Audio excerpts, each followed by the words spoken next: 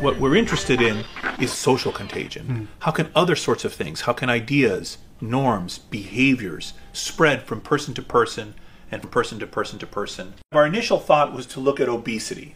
Could we find evidence that as one person gained weight, it made their friends gain weight, and then their friends' friends and friends' friends and so forth? So these are some results of that study. What we show here is that at 1 degree of separation, if your friends are obese, you've got about a 45% higher likelihood of being obese yourself. Right. And if your friends' friends are obese, you've got a 25% higher likelihood of being obese. And if your friends' friends' friends are obese, you've got a 10% higher likelihood of being obese. And it's only when I get to 4 degrees of separation, your friends, friends, friends, friends, that there's no longer a relationship between that person's body size and your body size. So the truly amazing thing is that even though you may never have met your friend's friend, their behavior is contagious to you through the friend you have in common. Follow-up studies have demonstrated that whether you drink alcohol or not is contagious within your social network. And so is smoking, and taste in music and books. Both happiness and loneliness are contagious too. And yet we are not consciously aware of any of that, because we're making most of the decisions that shape those behaviors on autopilot.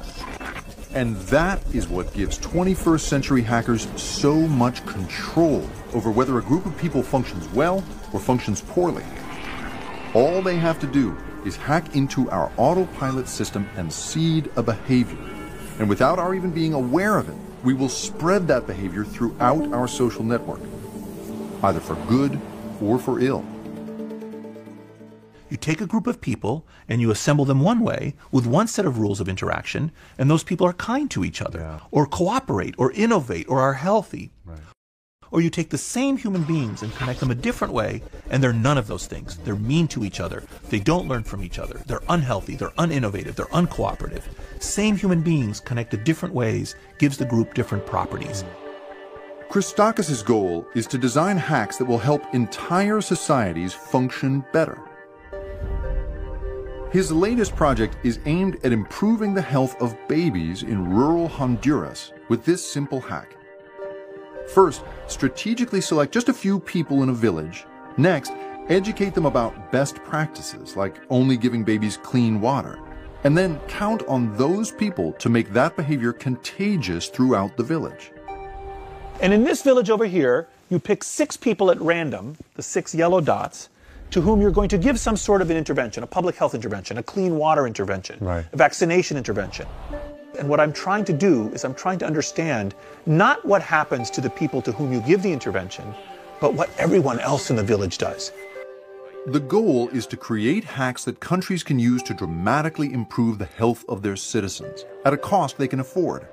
For us, the holy grail is to be able to provide a kind of multiplication factor for public health interventions, so that we recognize that if we only have so much money and we can only reach 100 people, maybe rather than targeting 100 people in one village, maybe we could target 20 people in each of 5 different villages and still get all 5 villages to change their behavior.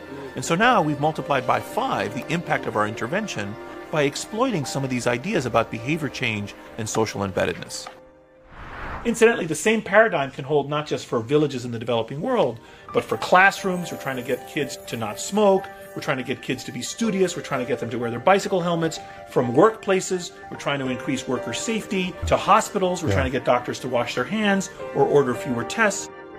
This is, in my